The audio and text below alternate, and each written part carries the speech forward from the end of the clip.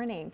So tell us, I mean, starting off, how do you define sexual harassment? So sexual harassment is behaviors in the workplace that are either unwanted or unwelcome, and they can be verbal, they can be physical, they can be visual in nature, and they are sexual in nature, those behaviors and actions. Okay, I see. And so if you feel uncomfortable, I mean, it's important to say something, right? So what happens a lot in the workplace is that these actions take place, and some people don't even know that what they're doing is sexual harassment. Right. But it's really important that if you feel you're experiencing something, to speak up. This is one of the biggest issues in the workplace, is that, you know, we're having fun or making jokes, and then somebody doesn't like it. They don't want it. They don't want to see it, but they don't say anything.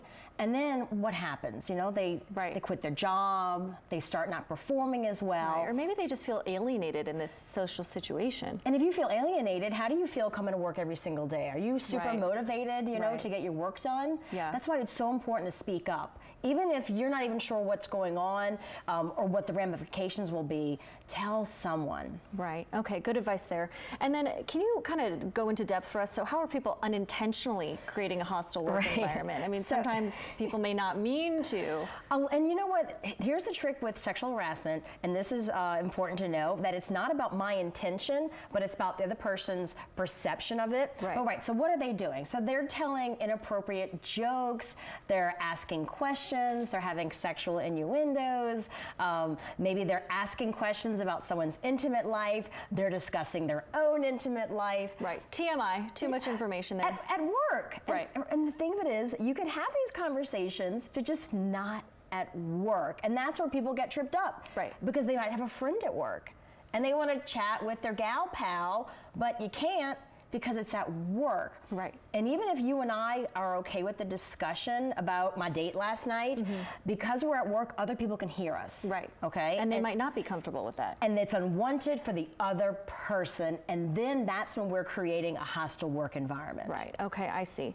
So clarify this for me then. So if you're two friends at work, like you mentioned, or what if you're dating? Yes. What happens with that? Yes. Yeah. So it's perfectly acceptable to want to date somebody at work. The guideline is that you can ask them out and ask them out once. And if they say no, so you can't keep saying, "Come on." Are you sure, Jacqueline? Your hair looks so nice. Come on, we'd have a good time. Right. So once is enough. So you can ask out, but if they say no, then let it go. And you don't want to be having excessive compliments, excessive flirting. That you respect that, and then you keep your relationship outside of work. Just like we talked about, if you're dating, it's not unwanted to compliment me and maybe give me a kiss. Right. But I'm at work. Again, not for everybody else. Right, and that's true. Okay, so tell me again about the sexual jokes. So how should somebody handle that? I mean, what would you recommend? You feel uncomfortable with the sexual joke at work. You don't really know how to respond. I mean, you don't want to be the odd man out. There are all these different things going through people's minds. Deer in the headlight sort of reaction. So there's a couple ways you can react. You can talk to the person directly. That's uncomfortable for a lot of people to say, oh, you know, I really don't appreciate those jokes at the workplace that are sexual in nature. I'd like those to stop. But you can say that. You don't need to apologize for it. You don't need to say, I'm sorry, but. You can just say, I don't like hearing those jokes. And you don't even have to say I'm uncomfortable with it. It's that I don't want to hear those jokes. Sure. But if you're not comfortable having that conversation and you don't want to be like the odd man out, go talk to your boss and say, hey, this was happening in the break room. Would you mind helping me fix it? And they can do it without even letting the person know that you're the one that spoke up. Right. It's great to go to human resources.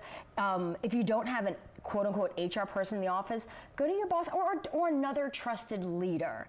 The point is that you don't want to, you have a right not to feel uncomfortable at work. Right, okay. And then something I just thought of, I mean, and if you do speak up, you never know how many other people around you may agree with you, right? And are just too maybe nervous to speak up themselves. Generally, if there's a behavior that's, because for it to be sexual harassment, it needs to be unreasonable to the reasonable person. So the reasonable person would need to find this offensive in nature. So if it's making your antenna go up and it's a bit of a red flag for you, chances are it's for everyone else. And that person may just be boisterous and loud, and they tend to overshare. And they may, we're in the South. We're a hugging culture. Right. But hugging can be unwanted in nature as well. Right. So and we think about, I'm sorry to interrupt, we think about the darlings too, right? The nicknames. So technically, those sweet nicknames, darling, baby, sweetheart, could create and lend itself to sexual harassment. Also key to make it a hostile work environment, it needs to be either severe or pervasive in nature, which means it's really bad and significant, or pervasive means it's happening over time. Right. So it's not just once, it's maybe not twice. Maybe it's darling here, touching your hair the next day, talking about how great your shoes look, and then it's this pattern of behavior that I don't want. Right. And it has to be unwanted. And again, it's not about my intention, but I'm just trying to pay a compliment to you. It's about how do I feel about it. Right. Okay. Thank you so much, Julie. So to learn more about Julie, you can head to her website, 7602coach.com. And of course, there's much more to come on Great Day After the Break, so make sure you keep it right here.